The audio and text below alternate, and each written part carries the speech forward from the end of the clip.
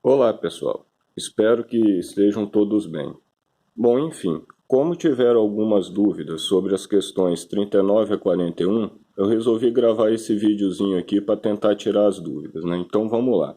Primeira coisa, peço que vocês leiam com bastante atenção as definições que tem de função injetora e sobrejetora que estão lá nas páginas 62 e 63 do livro de vocês, certo? Bom, lá a gente tem a visão formal, né, do que seria uma função injetora, uma função sobrejetora e a função bijetora. Agora, uma outra situação é como que essa definição formal pode ser interpretada. Primeiro, né, quando que uma função ela pode ser classificada como injetora. Uma função ela pode ser chamada de injetora quando domínios diferentes possuem imagens também diferentes, né? Ou seja, uma imagem não pode estar associada a mais de um domínio. E uma função pode ser chamada de sobrejetora, basicamente, quando o conjunto imagem dessa função for igual ao contradomínio da função. Essa situação aqui é mais simples de analisar. E, enfim, uma função pode ser sobrejetora quando ela é simultaneamente injetora e bijetora. Analisando as questões aqui, né, na 39, está pedindo para você classificar a função como sobrejetora, injetora, bijetora ou nenhuma dessas classificações, né? Aqui na letra A, nós temos esse primeiro diagrama. O que a gente pode observar? Que nessa situação, o contradomínio da função está sendo igual ao domínio da função, porque é formado pelos elementos 5 e 7.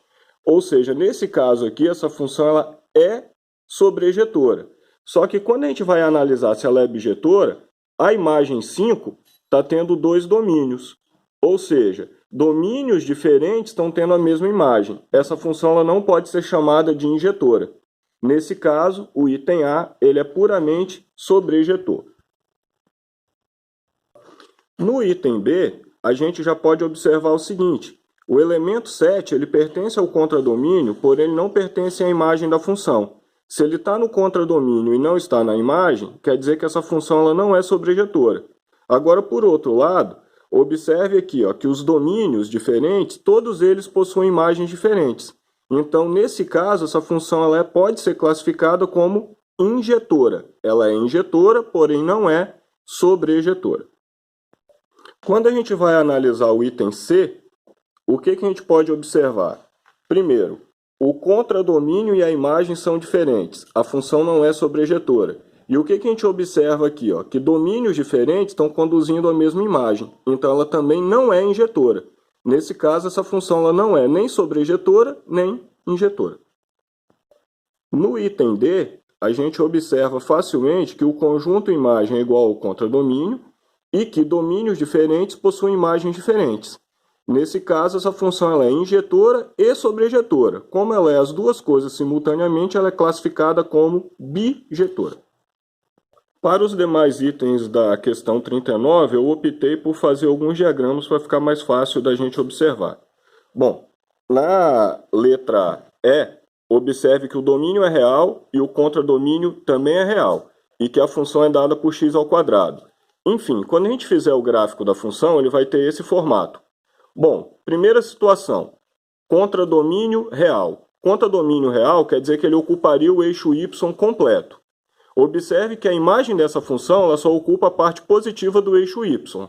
Então, a gente já pode notar que o contradomínio é diferente da imagem, ou seja, a função não é sobrejetora. E outra situação, se eu fizer uma linha horizontal passando pela função, eu noto que essa linha corta essa função em dois pontos. O que isso aqui quer dizer? Que essa imagem possui dois domínios, ou seja, domínios diferentes estão tendo a mesma imagem. Ou seja, essa função também não pode ser classificada como injetora. Logo, ela não é nem sobrejetora, nem injetora.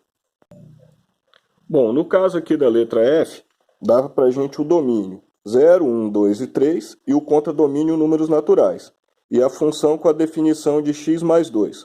Como a gente tem aqui um domínio discreto, eu optei por fazer o diagrama de Venn e fazer as respectivas associações. O que a gente pode observar aqui de cara? Considerando esse domínio, a imagem vai ser exclusivamente 2, 3, 4 e 5, ou seja, é uma parte do conjunto dos naturais que é o contradomínio. Enfim, o contradomínio e a imagem são conjuntos diferentes, a função não é sobrejetora.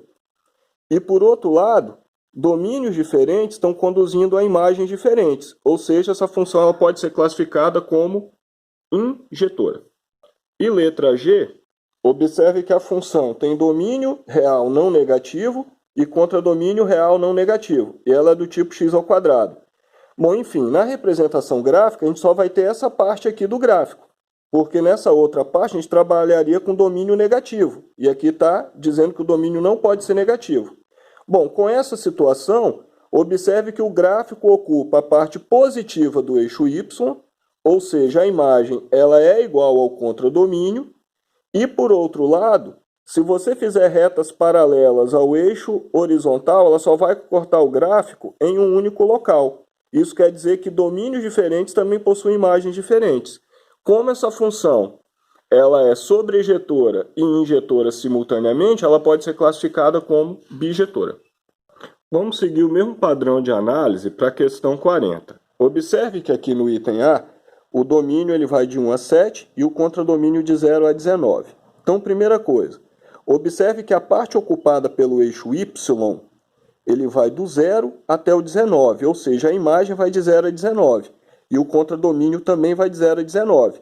Então, aqui a gente tem que a imagem é igual ao contradomínio, isso quer dizer que a função é sobrejetora. E se você seguir aquele padrão de fazer as retas horizontais, você pode observar que cada reta só corta o gráfico em um único ponto. Isso garante que domínios diferentes possuem imagens diferentes. Então, para esse caso, essa função também é injetora.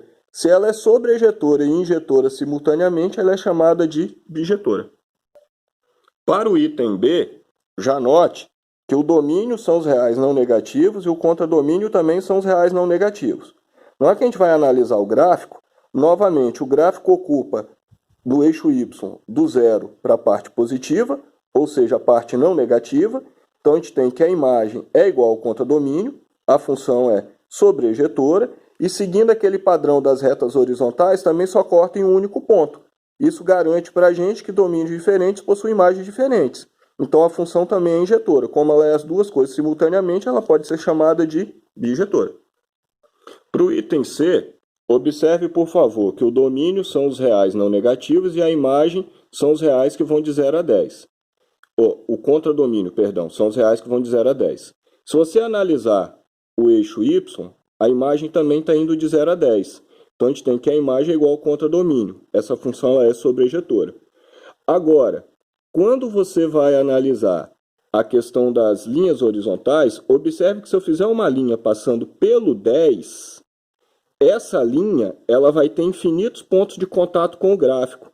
Ou seja, domínios diferentes estão tendo a mesma imagem. Então essa função ela não é injetora, ela é uma função puramente sobrejetora.